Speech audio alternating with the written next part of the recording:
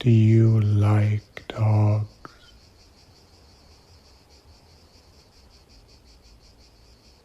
Do you like dogs?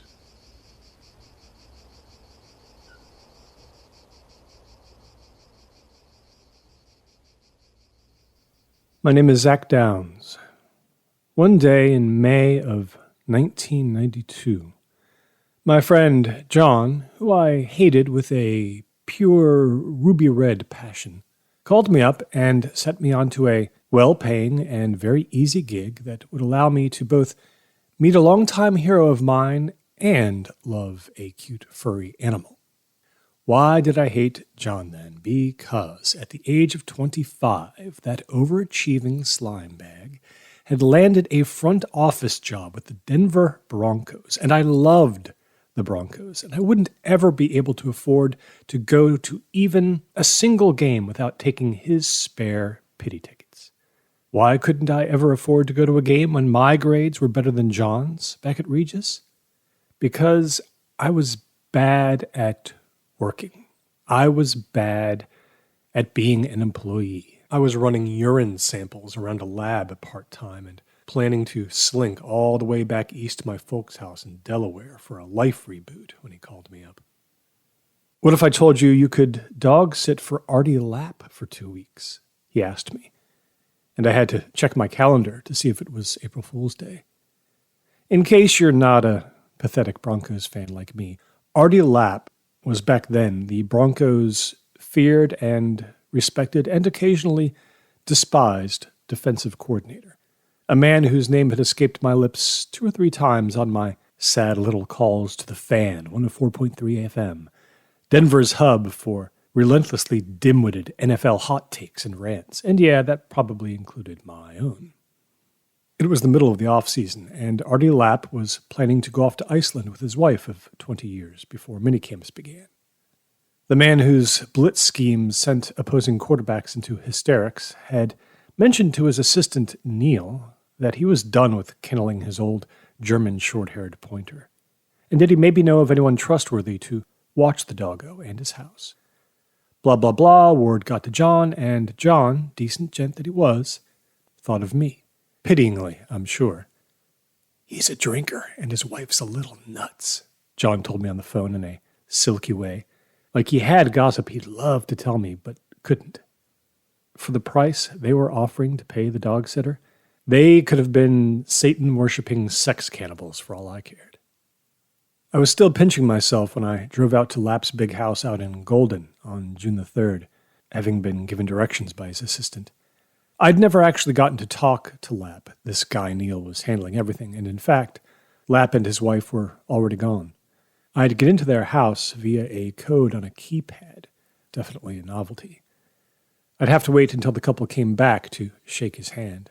And to tell you the truth, I was afraid Coach L might crush it. He'd never been spotted smiling, either on the sidelines or during his rare interviews with the press, which knew almost nothing about his personal life, and he had a reputation for being a pretty severe guy. If he'd ever heard how I'd criticized his over-aggressive late-game play calling on the Fan, he might have snapped me over his knee like a pretzel rod. I keypadded into the house at noon on a Friday. The place was 2 stories and a full basement on a lush rolling lawn and neighbors hidden safely away through a screen of trees. Swanky, but not egregious. They had a townhouse in the city, too, apparently. I was not alone when I entered. I had the real man of the hour with me, who'd been sitting quietly and patiently on the front seat of my old beater, having been handed over to me by a clerk at the nearby pet resort, where he'd stayed the morning. It was going to be me and Basil B. alone for 12 days. Basil B. was 13 years old, and a proud alumnus of the Gilpin County K-9 Force, retired with honors for 5 years now. Since then, he had acquired the expected injuries and conditions that come along with being a senior citizen. Bad hip, fluid buildup in the lungs, a bit of cognitive softness, and he had to take about as many pills each day as my grandmother. But one look into his earnest brown eyes, and you could tell he was more than happy to still be with us and lolling about all day in splendid conditions with owners who didn't get in his way too much. With Basilby and me that first weekend, it was the classic story. Pet sitter meets new dog. Pet sitter is vaguely aggravated by how much there is to do for the new dog. Pet sitter falls totally in love. Basilby's very infirmities made me care about him even more. Watching him give up, climbing the big staircase off the living room on stair number 5 and look around sheepishly like he didn't want anyone to know he was that tired. I just had to go over and pet him within an inch of his life. He very much liked going out into the big wooded yard, and even attempted a hearty jog the first time I let him out, but it just hurt his joints a bit too much. What Basil really dug, and had been obsessed with since infancy, according to the instructions left for me, was cooked carrots. To Basilby, cooked carrots were heroin. They were the treat of all treats, and all you needed to gain his sworn allegiance now and forever was a fistful of those coin-shaped suckers. And it better be only the coin-shaped carrots. I would just watch him go at them, content as could be, this dog that had spent years alongside cops, raiding weapons dens or what have you, galloping forward fiercely into the line of fire. There were photos of him with his old unit in the dining room. Cooked carrots. Yeah. The other thing that was hilarious about Basilby was that his dining pace was basically the same as Truman Capote eating a late brunch at the Russian tea room. Unlike every other dog I'd ever known who rapidly devoured whatever was in front of them in apparent stark terror that the bowl might never fill again, Basil took his sweet time, dipping into his meal between long, pensive gazes out the window or around the room, stretching mealtime out like he was on a luxury cruise, and dancing didn't start for another 2 hours. He should have had a big white princess phone beside him so he could chat with friends between bites. He took his pills without complaint, and I was able to work through the extensive Basilby checklist easy enough on Friday and Saturday, leaving me plenty of time to flip through the cable channels and nap and have my own walk around the property, which extended 100 yards to the east and west, and which I wouldn't have minded camping out in. Money was good when one of you was a pro football coach and the other was a realtor who sold properties like this one. I was going to have to drag myself back into work on Monday morning, so I was looking forward to one last lazy night before having to start running back and forth a lot between South Denver and Golden to tend to Basil's needs. Basil was hanging out in the living room with me, and I was watching some Sigourney Weaver movie at about 8. The sun had just gone down. The phone rang while I was finishing off a very nice take-and-bake pizza I'd taken out of the fridge, whose contents had been declared fair game for the duration of my stay, another very nice perk for a penniless loser like me. Basil lifted his head from the carpet and blinked sleepily at the disturbance, maybe hoping the call held news of incoming carrots. I let the call go to their voicemail. I had a code for that, too. It wasn't until 10 minutes later that I listened to the message the caller had left. Hi, this is Thea Lapp. If this is Zach, Artie doesn't know that I'm calling. He thinks I'm not being rational. He refuses to go back, but I just wanted to say, I could have sworn I saw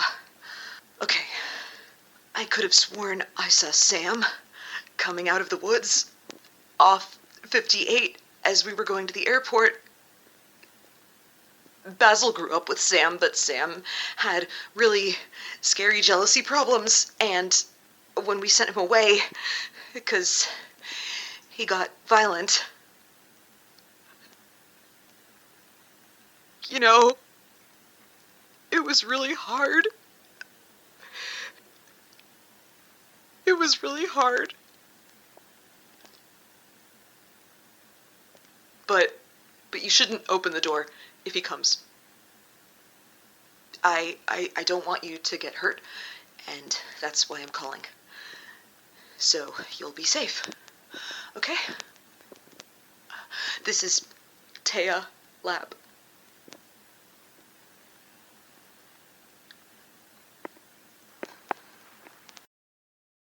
I listened to it twice, I think, just twice then.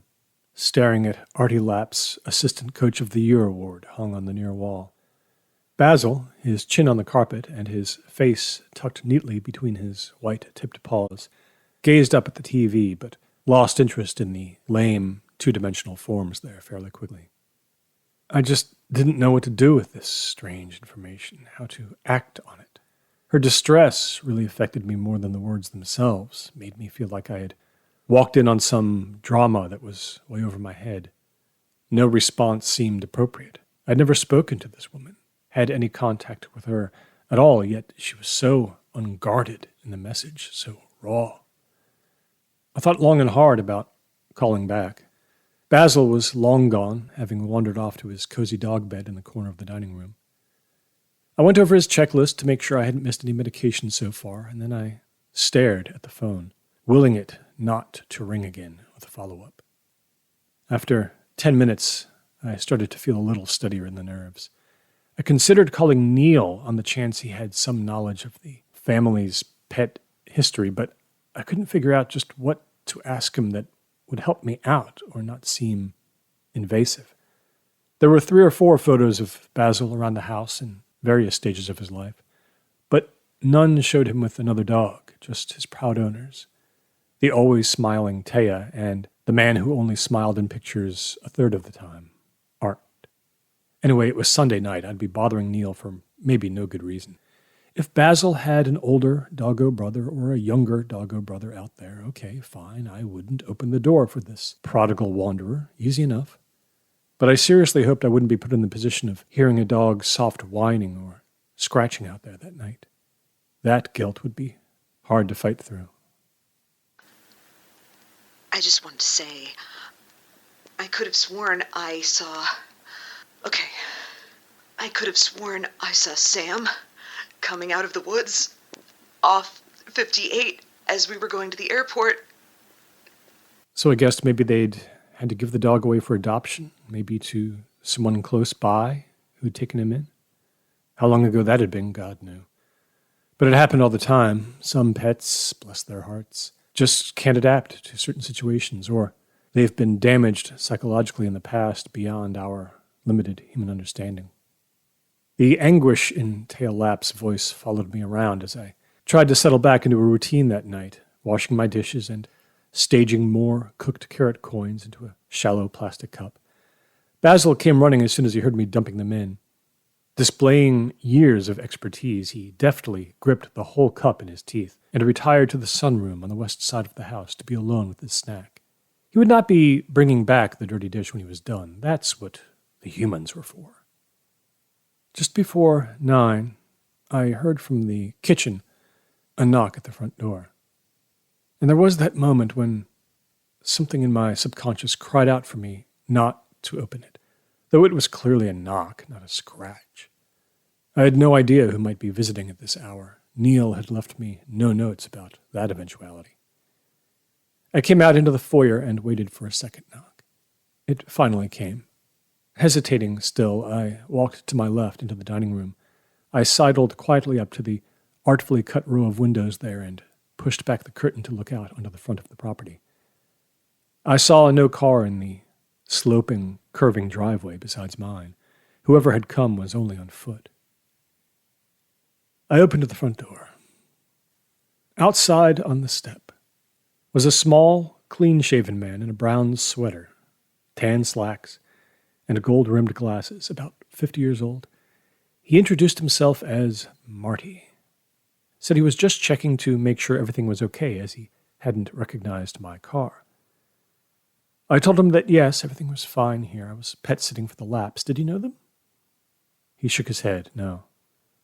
Without it being quite justified yet, I felt a familiar resentment rising up inside me. Does something not seem okay? I asked him, unable to keep a bit of pique from creeping into my voice. He looked like money. Looked like the kind of money I found so infuriating as my own inability to get a whiff of that world hounded me from job to job. I just wanted to make sure, he said lamely. The neighborhood likes to stay safe. I noted how conveniently he'd shifted the initiative of his intrusion to nameless others, "I guess my car isn't very nice," I said to him. He actually turned, maybe only by reflex, to look at it, as if he hadn't scoped it carefully already, hadn't made his decision to stop by based on how dirty and old it was. "Oh, it's fine," he said. "As long as the owners know you're here, that's all we like to know." I nodded and spoke through what felt like gritted teeth, my hand very tight on the doorknob. "So you've never talked to the Lapps," I said, "but you'll come by to make sure their stuff is safe." And if there was no way he could take that without offense. A pained look washed over his face and into his glinty eyes, and he seemed unable to respond. "That's great, good job," I added, looking at his shoes now instead of doing him the courtesy of making any more eye contact. He seemed just about to protest when I cut him off with a curt "Night," and closed the door on him, none too softly. It felt very good to do that. I often hated myself for the way I hated people so quickly, but I was thoroughly tired of this kind of person, and don't ask me to perfectly define this kind. It wasn't much more than the working poor's resentment of the wealthy. I considered myself back then part of a long, proud heritage of those who felt the right to indulge it. I went to find Basil. He perked up when I re-entered the dining room and rose with effort off his doggy bed. That was all I needed to calm myself down, giving Basil's big head a good scratch. Then I kneeled in front of him and ruffled his senior citizen's snow-white chin, which contrasted so starkly with the rest of his dark coat. His tongue lolled out happily. No vanity here. I posed to him the pressing question of who was a good boy, and after carefully weighing the data available to him, he seemed to respond with a confident tilt of his head that it was he, in fact, who matched the description of said good boy for our present purposes. With that, I felt a little better about the night again, but not for very long. Basil grew up with Sam, but Sam had really scary jealousy problems, and when we sent him away, because he got violent, you know, it was really hard. It was really hard. By 9:30 or so, I was back on the sofa, but no TV now.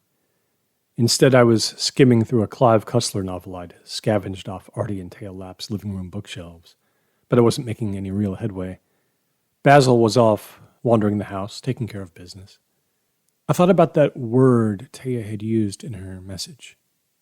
Violent. It wasn't a word I associated with an animal somehow. Instead, I would have maybe used unmanageable or even vicious. Sounds a little like violent, but not the same thing. But you shouldn't open the door if he comes. I don't want you to get hurt, and that's why I'm calling.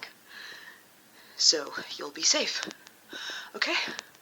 Not you shouldn't open the door if you hear him. No. You shouldn't open the door if he comes. I told myself, look, it's fine. She said something about seeing Sam come out of the woods. That's what animals do. That name, Sam. Basil had been bequeathed with a traditional boy's name, and Sam was a traditional boy's name, too. On the other hand, neither one was very uncommon to give almost any sort of living creature. I got up and found myself browsing the many family photos the Lapps had hung on the ground floor of their home, with a few more arranged in visually pleasing patterns in the upstairs hallways. The couple had married fairly young, probably not long after Artie had started coaching in the NFL. Many nameless friends and relatives populated the pictures, including a lot of notable players and coaches I knew of well, and who I'd called out on sports talk radio for being so determined to sink our Super Bowl dynasty hopes year after year. Of children, though, there wasn't much sign. The ones that did appear in the pictures seemed to belong to others, though there was one framed photo of Thea, still in her 30s probably, kneeling beside a young boy against a relatively featureless cement background on a sunny day. The boy's shy smile into the camera lens held about half the wattage as hers did.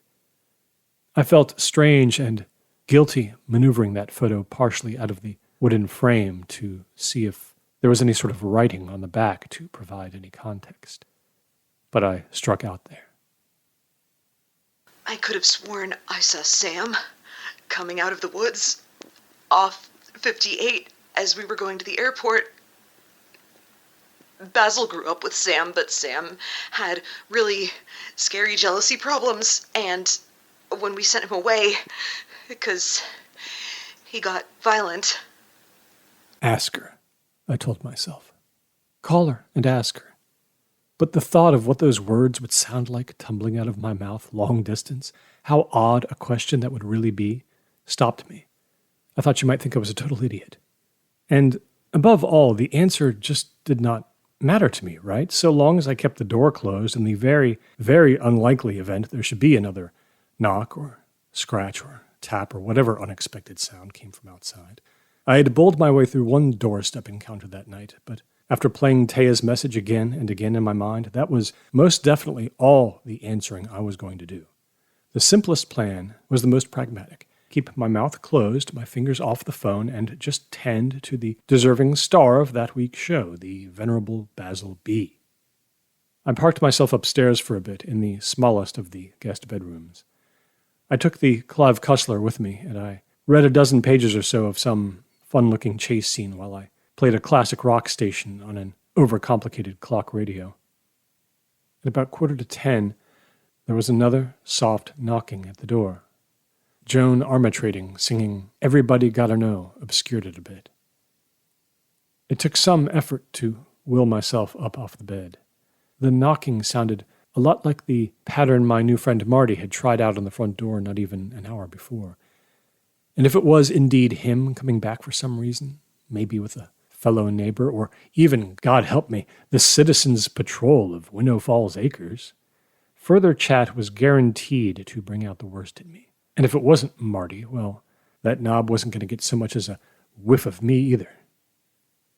An apology, I thought to myself.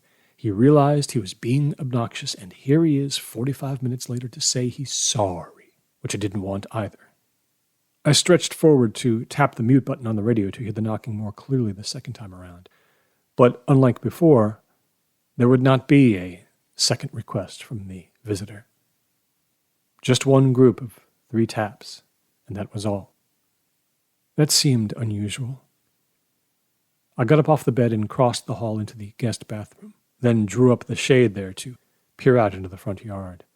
It was dark, but an expensive system of embedded bulbs threw orangish light down in patches from knee-high wooden posts stretching halfway up the curvature of the crushed stone driveway toward the road.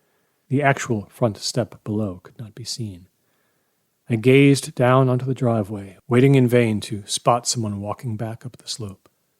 I'd been too slow in getting to the window, I reasoned, or there was nothing to say Marty Boy hadn't taken a different angle off the property. Maybe he lived just next door, a couple 100 yards to the right, and there was an easier way to approach than the road. Who does that? I thought. Who stops knocking after just one volley? What I heard next, I was certain, was the motion of the rubber flap on the dog door down in the kitchen, the one built to let Basil B out into the backyard if need be, then back in at his convenience. Since arriving at the house on Friday, I hadn't yet seen him express any interest in it, none whatsoever. Neil had even let me know about Basil's antipathy via email as part of Artie and Thea Lapp's detailed list of instructions. B will have to be let in and out. Doesn't like dog door. The flap whumped, and I heard some weight brush against the wooden frame around it. But it seemed to me there was a little more after that, a sound like that weight having to struggle a bit. Only after it got clear was there a second whump and clack as the flap settled back into its original position. Then silence again, no clacking of toenails on the vinyl floor planks. I called out for Basil, not expecting him to come running because that was not really his jam. But I thought he might appear at the bottom of the staircase at least when I moved to the top of the stairs flowing down into the living room. Basil, however, did not present himself. I headed down the steps. 5 full minutes having gone by since the knocks, I felt bold enough to open the front door a crack, just 2 inches. And sure enough, there was nobody out on the step. The grass trembled gently in the warm evening breeze. I closed the door quietly and turned to the spacious kitchen, which featured a nice central chef's island and backlit cabinets. Stepping across the threshold into it from the dining room, my eyes went to the floor-level dog door just a few feet to the left of a heavy table built for 4. The door looked wide and tall enough that Basil could walk through that tiny tunnel without any part of his body scraping too uncomfortably against the side walls. Again, just a guess, because if that was really true, why had I imagined I'd heard something like struggling? I knelt and pushed my hand through the flap that kept the wind out. While there was a second flap positioned about 36 inches deep and leading directly out onto the porch, there was no self-locking mechanism or anything like it. It was essentially just a big hole in the house. The Lapps had an alarm system for the place, and I'd activated it both nights before I'd gone to bed, but I didn't see how it would help if someone with a small enough body wanted to, for whatever reason, squeeze through that dog door, because it looked definitely possible. I looked at the dark red throw rug the Lapps had set before the dog door. It was a little dirty, yes, but how much cleaner or dirtier it was now than before, I had no idea. And then I checked the kitchen floor for visible footprints. I saw none. I stood up and called out for Basil B. again, intending to go into the backyard if there was no answer. But he did announce himself, though the geographical position where his gentle whining came from wasn't immediately apparent. He sounded sad, anxious. I looked to the steps leading down into the basement. The door there had always been left just barely ajar, and it looked like he'd nosed it further open at some point and descended. Another first for him since we'd come to the house together from the pet resort. I cooed some meaningless praises and words of comfort to him as I went down the carpeted stairs into the full basement where there was a full home theater set up whose controls I wasn't even going to try to figure out. I flipped the lights on. Beyond the main room and through a low doorway, this floor became a very standard and utilitarian basement layout with a secondary laundry hutch, water heater, workout machine graveyard.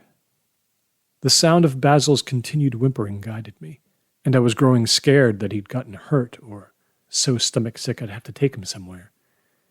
He was sitting in a corner beside a meat freezer when I found him. He waited for me to come to him, seeming not to want to move from this position where he could see everything around him. "What's the matter, boy?" I asked him uselessly, and gave him plenty of rubs and loves to soothe him. His whimpering petered out as he looked up at me with question seeming to swim in his eyes. I retreated across the room halfway and requested that he come to me, which he did, and he walked just fine. There seemed to be nothing physically wrong with him. He had just chosen to come down here and send out many vocalizations to let me know everything was not quite okay. He didn't seem to want to follow me as I crossed back into the home theater room.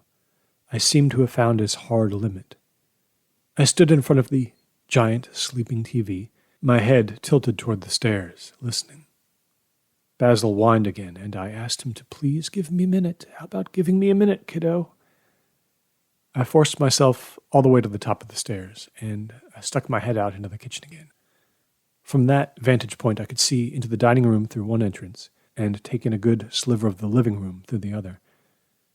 There was no hint, however, of either presence or movement. I reached to my left, to the bank of light switches over the long countertop, and I flipped all the switches down. The main lights in the kitchen and the dining room went out, leaving me in darkness. Now, though I could not see the dog door very well, I thought I could hear a soft, bass-heavy sighing of air inside it, an effect maybe of the breeze working its way in there and having nowhere to go. I stepped back into the stairwell and I closed the door very softly behind me. I descended the steps one more time. Basil waited patiently, never having moved from his last position at the threshold of the home theater space. He seemed more than eager to follow me back into the rear of the basement. Tapping my car keys to make sure they were in my jeans pocket, I kneeled before him. "You think you can be a boss and follow me without your leash?" He was panting a little now, as if he'd exerted himself. I brushed a bit of schmutz away from his left eye, the one I had to put drops in once a day. He didn't see so well out of it these days. We were headed out. We were headed out because I had been overcome by a case of what my Aunt Gwen used to call the bone prickles. There was exactly one time in my life when I'd had them this bad. I was 11 and walking home near dusk from a late touch football game on the other side of my neighborhood, where my mother had warned me it was too far out to ever go alone. I cut through the woods near my sister's high school, and in a tiny, swampy clearing, a tall man was standing over someone's prone body. He saw me and said calmly, "This guy needs help. Come here." But I saw that a layer of dead autumn leaves covered the guy's legs and waist, and that the standing man was half smiling at me in an awful way. The bone prickles. Yeah, I'd known them before. There was a door in the back part of the basement leading directly out into an exterior cement stairwell. If I held Basil's collar all the way up into the backyard and around toward the driveway, walking hunched over, we'd probably be at the car in 60 seconds. I doubted Basil really needed any guidance at all, that he'd follow obediently and respectfully if I asked it of him. But I had to make sure. "Just going to go for a ride to my place for a bit," I told him. "It's going to be okay. Maybe we'll get you a treat." That was a word that normally caused him to become comically wide-eyed, but not this time. We went to the exit door, and I opened it. I was expecting some kind of light to be out there in the open stairwell, but no. I guided Basil out and closed the door behind us. Above us, just the stars, much more visible to the naked eye this far beyond the suburbs. We climbed the dirty cement steps. It felt comforting to have my hand clutching Basil's collar, to get a sense of the weight and bulk of his body, how close he was to me, and how ready to defend his current master he likely was. At the top, I found that, yes, it was just a matter of hooking around to the left and crossing a wide patch of the pretty upslope to my car. Basil kept looking at me questioningly, and I finally decided to release my grip, sensing he was confused and even offended by this unnecessary tending. True to his nature, he wasn't going to abandon me, and he kept pace perfectly, never straying more than a foot from me as we moved. My eyes went to the front door, then the first-floor windows, then the upper ones, then all the shadows on the lawn thrown by the low light posts into the tall trees. I unlocked the car and ushered Basil in. That was when I was most poignantly aware of his aching joints, in urging him up onto the driver's seat more quickly than I would have liked to. He struggled a bit, and I gave him a friendly push. Then he was clambering over the gear shift and onto the passenger seat. I immediately got in behind him and locked the door. "Drives time," I said to Basil nervously. He whimpered again as I backed down the driveway, made a clumsy three-point turn, and accelerated toward the road. That was the last noise of mysterious protest he made. As soon as we got away from the property, Basil B. seemed completely back to normal again. We drove 25 minutes to my basement apartment in central Denver. There I was given another of Basil's gifts to me, which was a blessed lack of judgment about how I lived. DOGGO didn't care one bit about how cramped and messy the quarters were. He came right in and made himself at home, happy as a clam. A true believer in pure Epicurean principles was Basil. He lay down on the cold floor, and I knelt beside him once more. I told him I'd waited long enough, that as soon as I got a better place to live, just a little better, I was going to find a friend like him. After I'd fed him what little I had, I sat on the edge of my bed and I made the call I'd put off as long as I could. It wasn't Thea Lapp who answered the phone in Iceland, though. It was Artie Lapp, the only sports hero of mine I'd ever gotten to speak to. We talked for 15 minutes about the situation. He was forthright and clear and informative. When I hung up, I asked Basil if he'd be okay alone for a little while, because there was no one in my life I could really ask to watch him. But you shouldn't open the door if he comes. I don't want you to get hurt, and that's why I'm calling. So you'll be safe, okay? I was carrying the baseball bat my dad had given to me for my 16th birthday when I approached the Lapp house again. It was just past midnight. The neighborhood had been silent as I drove back into it. I carried the bat in my right hand as I walked up to the front door and keypadded back in. Inside, nothing had changed with how I'd left the lights. Darkness in the foyer, the dining room, the kitchen, and the sunroom beyond that. I stood in place and craned my body to be able to see the entirety of the living room. It was empty. I'd left the hallway light on upstairs, but the second floor could wait. I started my exploration by moving to my right into the dining room, one very cautious step at a time, making no sound. The extensive carpeting and the fine workmanship of the floors aided me immensely in that. The bone prickles were back now, but I felt I had them under control. In the end, I wouldn't need to go any farther than the dining room, which had been designed to host a gathering of up to 16, who could eat and drink and laugh at its enormous oak table under a high chandelier that worked off a dimmer. In the glass-fronted cabinet sat a wide array of fine china. I could see my reflection as I moved deeper in, toward the front window, where Basil B's thickly cushioned dog bed lay in one corner. My hands were sweaty on the baseball bat, which held only symbolic defense for me, more a tool of comfort than anything else. I crept closer to the bed, drawn to it. Big enough to hold either animal or man, it was. A clean shaft of moonlight fell diagonally across the dark blue cushion, snug in its wicker frame.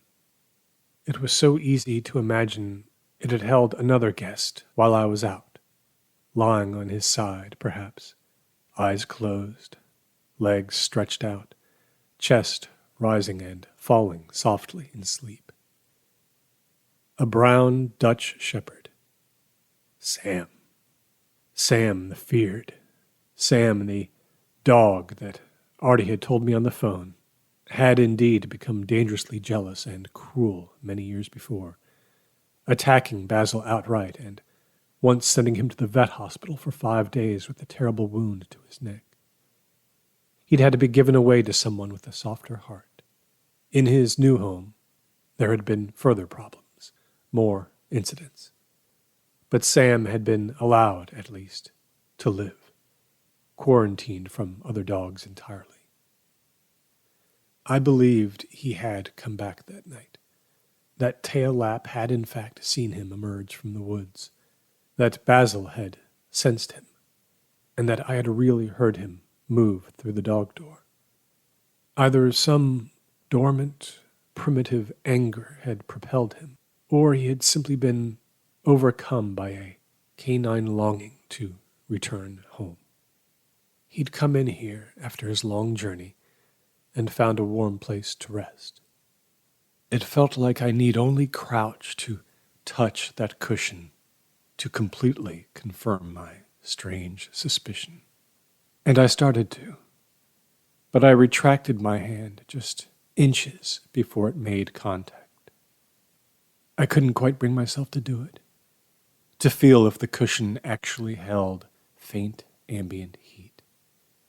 Because Sam had passed away from old age 2 days before the Lapps left the country. Artie had not told his wife of the news he'd received because he didn't want her to mourn during their vacation. I wonder if Sam had ever known I was there. Someone who felt almost like a brother to him as well. Because I, too, on that night, felt so lost and homesick in this confusing world of humans that had made me so big and him so small.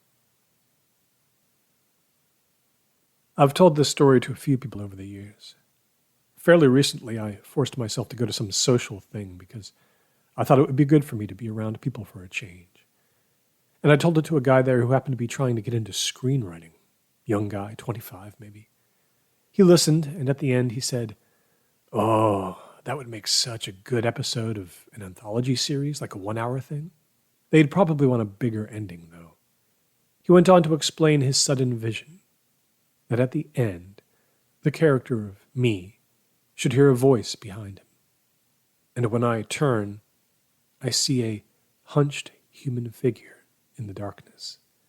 This strange-looking, scarred intruder says, "Do you like dogs?" The twist being that Sam really was a person all along, grown now into a vengeful maniac, his arms cut up from twisting through the dog door. And then Basil B. valiantly saves me from his demented attack. Something like that, this kid said to me, more dramatic. And I nodded and said, "Yeah, that's probably what people would like to see instead." I turned and left the room, and left the gathering very early, and I went home to be with my golden retriever.